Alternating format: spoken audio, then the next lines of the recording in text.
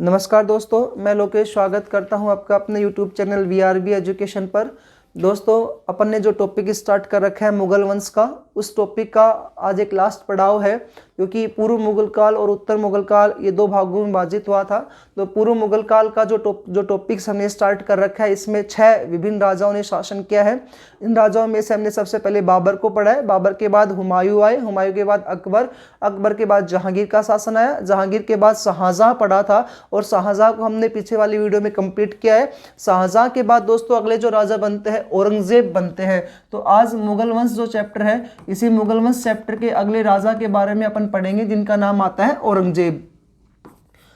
शाहजहां के बेटे दारा शिकोह अगले राजा बनते, लेकिन उनका जो बेटा था औरंगजेब, ये औरंगजेब अपने आप को अगला उत्तराधिकारी नियुक्त कर देता है। ये कट्टर सुन्नी मुसलमान राजा है जो हिंदू धर्म का पूर्णतः विरोध करते हैं। तो इनके बारे में देखते हैं। औरंगजेब जो थे, इनका जन्म जो है दोस्तों 3 नवंबर 1618 को दोहद गुजरात में स्थान है, वहां पर हुआ था। 3 नवंबर 1618 को इनका जन्म हुआ, दोहद स्थान है गुजरात में, तो वहां पर इनका जन्म होता है। पिता का नाम शाहजहां, माता अर्जुबंद बानो जो मुमताज महल के नाम से प्रसिद्ध थी। अर्जुबंद बानो जो मुमताज महल के नाम से प्रसिद्ध है जी। ये जब राजा बनते हैं तो इससे पहले ही इन्होंने अपने भाई दारा शिकोह, शाह शुजा, मुराद बख्श के साथ उत्तराधिकारी संघर्ष किया था। तो सबसे बड़े इनके भाई थे दारा शिकोह। इन दारा शिकोह को इन्होंने धर्मत का युद्ध, सामूगढ़ का युद्ध और देवराई के युद्ध, इन 3 युद्धों में पूर्ण रूप से पराजित किया और उनको पराजित करके उनकी फिर हत्या करवा देते हैं। और इन्होंने फिर से अपने यहाँ पर दारा शिकोह को पराजित करके स्वयं की शासन व्यवस्था अपने हाथों में ली। दूसरे ये औरंगजेब थे, और इनका जो औरंगजेब का तीसरा भाई था, इसका नाम था शाह शुजा। इस शाह शुजा की अफगानियों के द्वारा हत्या कर दी जाती है। चौथे भाई थे इनके मुराद बख्श। इन मुराद बख्श जो गुजरात के गवर्नर थे, इनको दीवान की हत्या में इनको मृत्युदंड दिया जाता है। इस प्रकार से मुराद बख्श भी मृत्यु को प्राप्त होते हैं। शाह शुजा की हत्या इन्होंने करवा दी अफगानिस्तानियों की सहायता से, दारा शिकोह को इस्लामी धर्म का विरोधी बताते हुए, और इनकी हत्या करवा दी जाती है। हालांकि ये युद्धों में पराजित हुए थे। जो युद्ध थे हमने पीछे वाली वीडियो में बताया था। बहादुरगढ़ का युद्ध हुआ था, धर्मत का युद्ध हुआ था, सामूगढ़ का युद्ध, खिदेवराई के युद्ध, इन युद्धों में इन्होंने दारा शिकोह को पराजित किया। और औरंगजेब जो है वो स्वतंत्र अपने आप को राजा घोषित करते हैं। अपने पिता अकबर को ही ये नजर बंद कर देते हैं आगरा के लाल किले में। ये जब ये राजा बनते हैं तो उपाधि धारण करेंगे। तो किस नाम से उपाधि धारण करते हैं? तो वही जो उनके पिता ने धारण की थी। स्टार्टिंग पॉइंट वही है। तो स्टार्टिंग पॉइंट इनको अबुल मुजफ्फर, वहां पर भी यही नाम आया था, तो अबुल मुजफ्फर। लेकिन उन्होंने वहां पर मोहम्मद नाम लिया था, अबुल मुफजर मोहम्मद, और यहाँ पर ये मोहम्मदीन नाम लेंगे, मुहिद्दीन, अबुल मुजफ्फर मुहिद्दीन। मोहम्मद औरंगजेब और बहादुर जो थे, इन्होंने 15 वर्ष की आयु में उस समय हाथियों का आगरा में मतलब कि उत्पात मचाते थे, तो इन्होंने हाथियों से संघर्ष किया था। तब जाकर के इनको बहादुर की उपाधि प्रदान की गई थी इनके पिता शाहजहां के द्वारा। तो इन्होंने अपने नाम के आगे बहादुर का प्रयोग किया है। अबुल मुजफ्फर मुहिउद्दीन मोहम्मद औरंगजेब, ये इनका पूरा उपाधि है। मोहम्मद औरंगजेब, फिर है बहादुर आलमगीर बादशाह गाजी, बहादुर। तो ये एक उपाधि इनकी बहादुर है। दूसरी उपाधि है जिनकी आलमगीर। फिर इन्होंने बादशाह की उपाधि धारण की, और एक उपाधि धारण करते हैं गाजी की। तो बहादुर गाजी, बादशाह गाजी। उपाधि है अबुल मुजफ्फर मुहिद्दीन मोहम्मद औरंगजेब बहादुर आलमगीर बादशाह गाजी बहादुर जो है दोस्तों, इन्होंने आगरा में उस समय हाथियों के द्वारा उत्पात मचाया जाता था, उन हाथियों के साथ इन्होंने संघर्ष किया था। तब इनके पिता के द्वारा, पिता कौन, शाहजहां के द्वारा इनको उपाधि प्रदान की गई थी, बहादुर की उपाधि प्रदान की गई थी। आलमगीर का अर्थ होता है विश्व विजेता, तो इन्होंने विश्व विजेता की उपाधि धारण की, आलमगीर की उपाधि धारण की थी। इसके अलावा बादशाह स्वयं को स्वतंत्र राजा घोषित करते हैं, दारा सिकोह शाह शुजा मुराद बख्श की हत्या करके, और गाजी का हमने पहले ही पढ़ा था, तो गाजी की उपाधि इन्होंने धारण की थी। इसके अलावा दोस्तों ये जब राजा बनते हैं तो भाइयों का विद्रोह के समाप्ति के बाद इनके समय में जाटों का विद्रोह हुआ, जाटों का विद्रोह, जाटों का विद्रोह हुआ था। जाट राजा जो थे, सबसे पहले उनका नाम आता है गोकुल, गोकुल के समय में विद्रोह हुआ। फिर एक राजा, एक नाम आएगा राजा राम, तो इनके समय में इन दोनों इनके ऊपर जो था ये विद्रोह करते हैं। ये दिल्ली और आगरा के जाट थे, दिल्ली आगरा के जाट नेता थे। औरंगजेब ने राजा बने उस समय कट्टर हिंदू राजत्व के सिद्धांत पर कार्य किया, शरीयत के यानी कुरान के नियमों को लागू कर दिया, जिनमें हिंदू मंदिरों को तोड़ करके मस्जिदों का निर्माण कराना था। भारत को पूर्ण रूप से एक इस्लामिक देश बनाना चाहते थे। इस प्रकार से जब जाट समुदाय के लोगों के ऊपर अत्याचार होने लगे तो एक थे गोकुल और एक आते हैं राजा राम। पहले गोकुल ने इनका विद्रोह किया, बाद में गोकुल की जो है यहाँ पर एक युद्ध होता है तिलपत का युद्ध, जिसमें हसन खां नामक तिलपत का युद्ध हुआ, जिसमें तिलपत का युद्ध हुआ। औरंगजेब ने यहाँ पर अपने सेनापति हसन खां को भेजा और हसन खां ने इस गोकुल की यहाँ पर क्या कर दी, हत्या कर दी। तो इस युद्ध में गोकुल मारे जाते हैं। फिर राजा राम जो है ये यहाँ पर नेतृत्व करते हैं, और राजा राम ने क्या किया, वहाँ पर इनकी कब्र वगैरह खोद दी थी, इनके पिता जो शाहजहां थे इनकी कब्र वगैरह खोद दी थी। इस बात से औरंगजेब गुस्से नाराज हो जाते हैं और राजा राम के बाद में हत्या करवा देते हैं। इस प्रकार से सबसे पहला विद्रोह जो आया था इनका जाटों का विद्रोह आया था। उसके बाद इनके समय में महेंद्रगढ़ और नारनौल वाला जो क्षेत्र है, महेंद्रगढ़ और नारनौल वाला जो क्षेत्र है, यहाँ पर सतनामी होते थे, सतनामियों का विद्रोह था। और ये लोग जो थे ऊपर से सर जो थे मुंडवा कर रखते थे, इसलिए इसको मुंडियों का युद्ध भी कहा जाता है, मुंडिया युद्ध, मुंडिया युद्ध या सतनामियों का युद्ध। ये युद्ध करने के पीछे जो रीज़न था वो यही था कि इनके द्वारा जो कट्टर हिंदू पंथी जो नीति अपनाई गई थी वही थी। तो महेंद्रगढ़ या नारनौल वाला जो क्षेत्र है, यहाँ के सतनामियों के द्वारा ये विद्रोह किया गया था, जिसको बड़ी आसानी से इन्होंने क्या कर दिया, दबा दिया। तीसरा जो पॉइंट आता है जी वो है सिखों का विद्रोह, सिखों का विद्रोह। और सिखों का जो विद्रोह है वो पहले ही स्टार्ट हो चुका था जहांगीर के समय में, जब जहांगीर ने 5वें गुरु अर्जुन देव की हत्या की थी उसी समय हो चुका था। अब यहाँ पर अपने को एक गुरु थे 8वें गुरु सिखों के, जिनका नाम आता है 8वें गुरु का गुरु हर राय, गुरु हर राय। यहाँ गुरु हर राय ने औरंगजेब को ज्ञान दिया था सिख धर्म के बारे में, औरंगजेब को ज्ञान दिया था सिख धर्म के बारे में। तो यानी सिख धर्म का उपदेश देने के लिए कौन से गुरु आए थे, हर राय आए थे, सिख धर्म का उपदेश दिया था इन्होंने। 9वें जो गुरु हैं जी उनका नाम है तेग बहादुर। सिखों से संबंधित इनके 3 पॉइंट आएंगे, जो 8वें, 9वें गुरु और 10वें गुरु।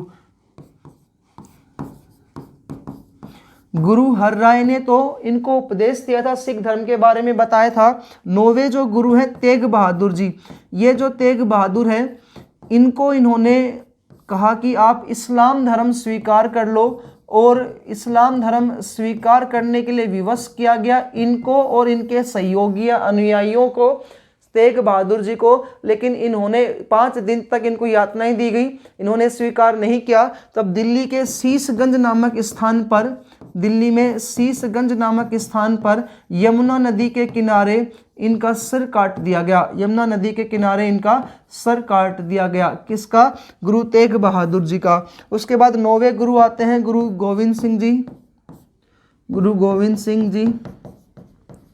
गुरु गोविंद सिंह जी जो थे इन्हें भी इस्लाम धर्म स्वीकार करने के लिए विवश किया गया, लेकिन इन्होंने भी यहाँ पर इस्लाम धर्म स्वीकार नहीं किया। तो इनके 4 शहजादे थे, जिसमें से 2 शहजादे हैं जोरावर सिंह, यानी इनके 4 पुत्र थे, जिनमें से 2 पुत्र थे जोरावर सिंह और दूसरे पुत्र थे इनके फतेह सिंह। ये जोरावर सिंह और फतेह सिंह को जिंदा दीवारों में चुनवा देते हैं, जिंदा दीवारों में चुनवा दिया गया था। किसने? औरंगजेब ने। रीजन क्या आता है? इस्लाम धर्म स्वीकार करने का।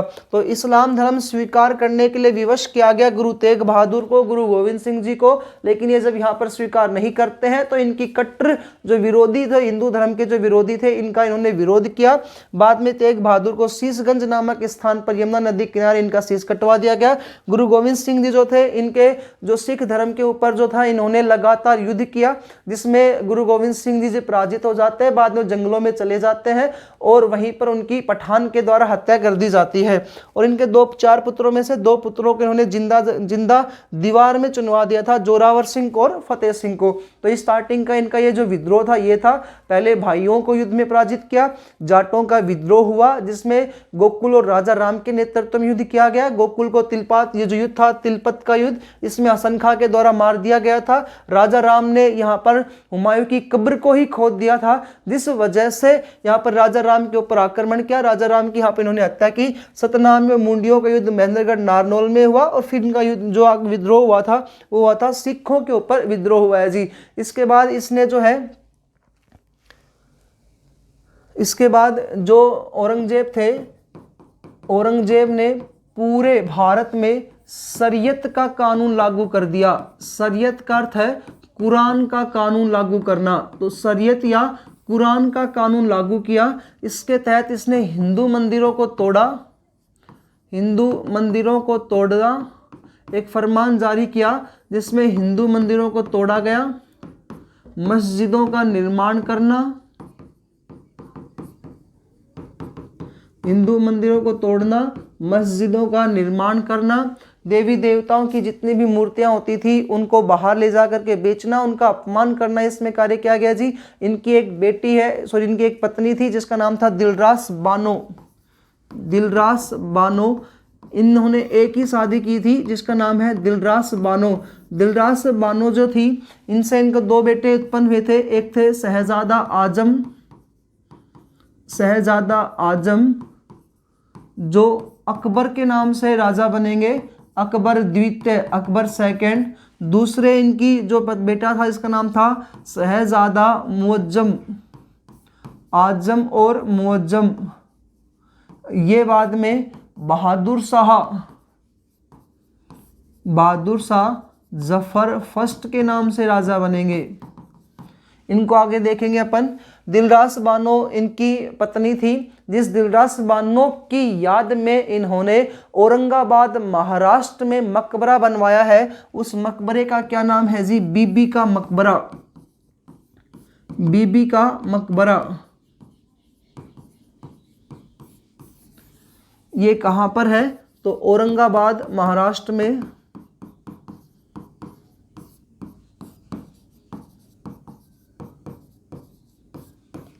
इसको ताजमहल की ही प्रेरणा से बनाया गया था, लेकिन ये उसकी पूर्ण रूप से घटिया नकल है। तो इसको ताजमहल की घटिया नकल कहा जाता है। ताजमहल की घटिया नकल कहा जाता है बीबी के मकबरे को। इनकी पत्नी का नाम है जी दिलरास बानो बेगम। दिलरास बानो बेगम जो थे, इनके 2 पुत्र हैं, शहजादा आजम, शहजादा मुअज्जम। इनको भी आगे देखेंगे। बीबी का मकबरा बनवाया था इन्होंने औरंगाबाद महाराष्ट्र में। किसकी याद में? दिलरास बानो बेगम की याद में। इसको ताजमहल की घटिया नकल कहा जाता है। जैसे ताजमहल बना हुआ है उसी के अकॉर्डिंग इसको बनाने का प्रयास किया गया, लेकिन इसमें क्या रहे? असफल हुए थे। 1679 में इन्होंने बनवाया था। इसके अलावा हमने पीछे बताया थे आगरा की मस्जिद, मोती मस्जिद का निर्माण दिल्ली में शाहजहां ने करवाया था, जबकि औरंगजेब ने कहां पर मस्जिद बनवाई है? वहां पे आगरा की बनवाई थी इन्होंने, और दिल्ली में बनवाएंगे मोती मस्जिद। तो दिल्ली की मोती मस्जिद बनवाएंगे। ये दिल्ली में मोती मस्जिद का इन्होंने निर्माण किया। और आगरा की मोती मस्जिद जो थी वो किन्होंने बनवाई थी? तो वो बनवाई थी शाहजहां ने। आगरा की मोती मस्जिद शाहजहां ने बनवाई है और दिल्ली की मोती मस्जिद जो है औरंगजेब ने बनवाई है जी। एक पॉइंट सबसे इंपॉर्टेंट आता है कि इनके समय में जो था, उस समय शिवाजी महाराज जो मराठा के उत्कर्ष में थे, मराठा जो साम्राज्य था इसका उत्थान बड़ा था, तो दक्षिणी भारत वाले क्षेत्र में था। इन्होंने जो शाहजहां जो औरंगजेब जो था, इसका टाइमिंग जो है आप देखोगे तो 1659 में राजगद्दी को प्राप्त करते हैं, 1658 से लेकर के और 1707 का इसका समय आता है जी। 1658 से 1707 का लगभग 50 वर्षों का समय है और इस 50 वर्षों में 25 वर्ष का समय जो था इसने उत्तरी भारत में बिताया, जबकि 25 वर्ष का जो समय था वो दक्षिणी भारत में बिताया विजय अभियानों में। और दक्षिणी भारत में जो सबसे इंपॉर्टेंट जो राजा थे वो थे मराठा साम्राज्य के महाराजा शिवाजी। महाराजा शिवाजी जो थे, इनके पिता का नाम शहाजी भोसले थे, इनका बेटा था जिसका नाम था संभाजी भोसले, इनकी माता का नाम आता है जी जीजाबाई, इनकी माता का नाम आता है जीजाबाई। इनको अपन आगे फिर से देखेंगे आजम और मुअज्जम को। इन्होंने अपने जीवन के अंतिम जो 25 वर्ष जो हैं वो कहाँ किस साइड बिताते हैं, तो दक्षिणी भारत में बिताए थे। उस समय सबसे इंपॉर्टेंट राजा होते हैं शिवाजी और मराठा साम्राज्य के वास्तविक संस्थापक थे शिवाजी। शिवाजी जो है दोस्तों, इन्होंने लगभग मुगल वंश के किसी भी अधिकार को या फरमान को इन्होंने स्वीकार नहीं किया और लगातार मुगल वंश का विरोध करते रहते हैं। तो मुगल वंश के जो राजा थे जो औरंगजेब, ये औरंगजेब इनसे अत्यधिक परेशान थे शिवाजी से। तो शिवाजी के साथ एक युद्ध करने के लिए उस समय जयपुर के राजा थे, जयपुर के राजा का नाम है जी मिर्जा राजा जयसिंह, मिर्जा राजा जयसिंह, इनको भेजा शिवाजी के साथ युद्ध करने के लिए। मिर्जा राजा जयसिंह या जयसिंह फर्स्ट को भेजा था। इस जयसिंह फर्स्ट इसका नाम था, जिसको मिर्जा राजा की उपाधि प्रदान की गई थी। किसके द्वारा? औरंगजेब के द्वारा इसको मिर्जा राजा की उपाधि प्रदान की गई थी। शिवाजी और मिर्जा राजा जयसिंह या जयसिंह फर्स्ट के बीच में युद्ध हुआ। इस युद्ध में अनिर्णायक विजय थी, लेकिन बाद में शिवाजी जो है जयसिंह फर्स्ट के साथ एक संधि कर लेते हैं। संधि महाराष्ट्र के पुरंदर किले में हुई थी, इसे इसका नाम क्या जाता है? पुरंदर की संधि। जो संधि 22 जून 1665 को हुई। 22 जून 1665 को पुरंदर की संधि किस किस के बीच में हुई थी? तो छत्रपति शिवाजी और जयसिंह प्रथम के बीच में हुई, जो आमेर या जयपुर रियासत के राजा थे। जयसिंह फर्स्ट ने शिवाजी के साथ संधि की और इस संधि के तहत इनमें से इनको 23 किले, महाराणा जो छत्रपति शिवाजी जो थे इनके पास 35 किले थे, जिसमें से इस संधि के तहत इन्होंने 23 किले जो थे मुगल प्रशासन में सौंप दिए, मुगल प्रशासन में सौंप दिए। और इनको ये कहा गया है शिवाजी को कि आप कभी भी मुगल प्रशासन का विरोध नहीं करोगे। आप उनके ये संधि के तहत ये पॉइंट आए। बाद में जयसिंह फर्स्ट जो था ये इनको वहां पर लेकर जाता है औरंगजेब के पास। आगरा में भवन है, जयपुर भवन, वहां उपस्थित किया गया इनको। और जयपुर भवन में शिवाजी को धोखे से औरंगजेब ने क्या कर लिया दोस्तों? कैद कर लिया। और धोखे से कैद कर लेते हैं, उसी समय धोखे से इनको कैद कर लिया गया। और शिवाजी जो है फिर कुछ समय बाद वहां से जेल से इनको चकमा देते हुए फरार हो जाते हैं और फिर से इनके ऊपर आक्रमण करते हैं। और संधि के तहत जो 23 किले इनको दिए गए थे पुरंदर संधि के तहत, ये इन किलों को फिर से विजित कर लेते हैं। और शिवाजी की मृत्यु के बाद इनका बेटा संभाजी भोसले जो था वो भी इनके साथ लगातार संघर्ष करता रहता है। इसी पुरंदर की संधि के तहत ही शिवाजी के बेटे संभाजी भोसले को औरंगजेब ने 5000 का मनसबदार भी नियुक्त किया था। 5000 का मनसबदार भी नियुक्त किया गया था। तो ये पॉइंट था आपका औरंगजेब के पुरंदर की संधि की थी इनके द्वारा। पुरंदर की संधि जो थी ये हुआ, शरीयत के कानून लागू कर दिए, हिंदू मंदिरों को तोड़ दिया, मस्जिदों का निर्माण कर दिया। ये भारत को पूर्ण रूप से एक इस्लामिक देश बनाना चाहते थे। इसके तहत जो भी आसपास के जितने भी इस्लामिक देश थे उनके साथ मित्रता क्या करते थे। दिलरास बानो इनकी पत्नी थी, जिस दिलरास बानो के इन्हें बीबी का मकबरा बनाया। शिवाजी के साथ पुरंदर की संधि की। इसके अलावा दोस्तों 2 युद्ध और आते हैं। एक युद्ध हुआ था 1686 का बीजापुर का युद्ध, और एक युद्ध है जी 1687 का गोलकुंडा का युद्ध, गोलकुंडा साम्राज्य। तो दक्षिणी भारत में उन्होंने एक तो महाराष्ट्र वाले क्षेत्र पर अधिकार करने की प्लानिंग की शिवाजी के साथ, तो यहाँ पर यह सफल होते हैं। बीजापुर वाला था और फिर गोलकुंडा का। 1686 में जो बीजापुर के सुल्तान थे उनका नाम था सिकंदर आदिल शाह। सिकंदर आदिल शाह जो थे यहाँ पर हार जाते हैं और ये 1 लाख रुपए वार्षिक पेंशन के तौर पर मुगल शासन में क्या हो गए थे, शामिल हो गए। 1 लाख पेंशन दी औरंगजेब ने इनको, और ये किस में शामिल हो जाते हैं, मुगल शासन में शामिल हो जाते हैं। इसके बाद 1687 में गोलकुंडा के जो राजा थे उनका नाम था अबुल हसन कुतुब शाह। अबुल हसन कुतुब शाह ये राजा थे गोलकुंडा के। इनके राजाओं को इन्होंने, औरंगजेब ने 50,000 रुपए वार्षिक पेंशन के रूप में दी। इस प्रकार से गोलकुंडा का जो राजा था यह भी किसके शरण में चला जाता है, औरंगजेब की शरण में चला गया। इस प्रकार से दोस्तों औरंगजेब का पॉइंट आया, दोहद में इनका जन्म होता है, 2 बार राज्याभिषेक करते हैं, अपने भाइयों के साथ विद्रोह किया। सबसे पहले भाई दारा शिकोह को मारा, शाह शुजा को मारा, उसके बाद मुराद बख्श को मारा, फिर राजगद्दी प्राप्त करते हैं। जाटों का सबसे पहले विद्रोह, इनके समय राजा बनने के बाद जाटों का विद्रोह हुआ, गोकुल और राजा राम का इनको पराजित किया। उसके बाद सतनामियों का विद्रोह हुआ, सिखों का विद्रोह हुआ, जिसमें गुरु तेग बहादुर जी की हत्या करवाते हैं। गुरु गोविंद सिंह जी के 2 पुत्र जोरावर सिंह, फतेह सिंह को दीवार में चुनवा देते हैं। उसके बाद दोस्तों ने शिवाजी जो महाराष्ट्र वाले क्षेत्र के राजा थे इनके ऊपर आक्रमण किया, पुरंदर की संधि की। 22 जून 1665 को संधि हुई। इस संधि के तहत छत्रपति शिवाजी ने 23 किले जो थे 35 किलो में से किसको दे दिए थे, शिवाजी को दे दिए। उसके बाद गोलकुंडा और बीजापुर वाले क्षेत्र पर अधिकार किया। बीजापुर के राजा आदिल शाह को 1 लाख रुपए वार्षिक पेंशन देते हुए इनको मुगल सत्ता में अधिकार में ले लिया गया। अबुल हसन कुतुब शाह को 50,000 रुपए देते हुए इनको भी मुगल प्रशासन में मिला लिया गया।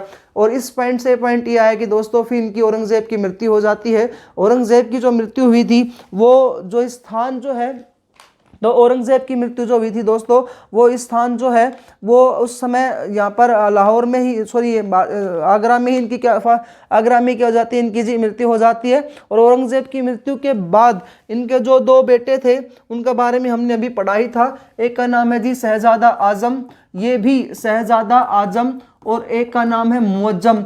ये जो थे उत्तराधिकारी को लेकर के संघर्ष करते हैं। शहजादा आजम और मुअज्जम जो थे ये उत्तराधिकारी को लेकर के संघर्ष करते हैं। ये आजम जो था ये अकबर द्वितीय के नाम से जाना जाता है, और इस अकबर द्वितीय को किसने पराजित कर दिया, शहजादा मुअज्जम ने पराजित कर दिया। जो इतिहास में किस नाम से राजा बनेंगे, बहादुर शाह जफर फर्स्ट के नाम से राजा बनते हैं। और उत्तराधिकारी के संघर्ष में बहादुर शाह जफर फर्स्ट जीत जाते हैं। लेकिन हम आगे पढ़ते हैं पूर्व मुगल काल। हमने बताया था आपको मुगल काल 2 भागों में विभाजित होता है। एक तो पूर्व मुगल काल है जिसमें इन 6 राजाओं के नाम आते हैं।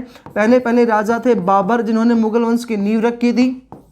दूसरे जो इनके बेटे आते हैं हुमायूं, और हुमायूं के बाद आते हैं हुमायूं का बेटा अकबर जिन्हें वास्तविक संस्थापक भी अपन कह सकते हैं। अकबर के बाद इनका बेटा राजा बना जहांगीर, जो शराब का लत में रहता था, अफीम खाता था, और लगभग जो अधिकार था इनकी पत्नी मेहरुन्निसा का इस पर हो गया था। जहांगीर के बाद जो अगले राजा बनते हैं वो शाहजहां राजा बने, और शाहजहां के बाद शाहजहां को ही कैद करके अगले राजा बनते हैं औरंगजेब। और औरंगजेब का जो पुत्र है वो अगला राजा बनेगा, इसका नाम था शहजादा मुअज्जम, जो बहादुर शाह जफर फर्स्ट के नाम से राजा बनेगा। उसके बाद दोस्तों स्टार्ट हो जाता है उत्तर मुगल काल।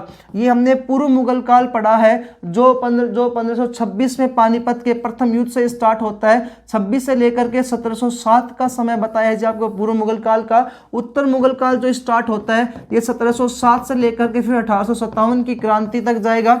इसमें कुछ विभिन्न राजाएं हैं। तो पहले राजा का नाम है बहादुर शाह जफर फर्स्ट, ये राजा बनते हैं जी, और इन्होंने अपने भाई आजम को ही पराजित करके राजगद्दी प्राप्त की थी। और उस समय वीर दुर्गादास राठौड़ भी थे जोधपुर के, जो उसमें इनकी सहायता करते हैं। उसके बाद दूसरे एक राजा के नाम में रखेंगे जिनका नाम था फर्रुख सियर।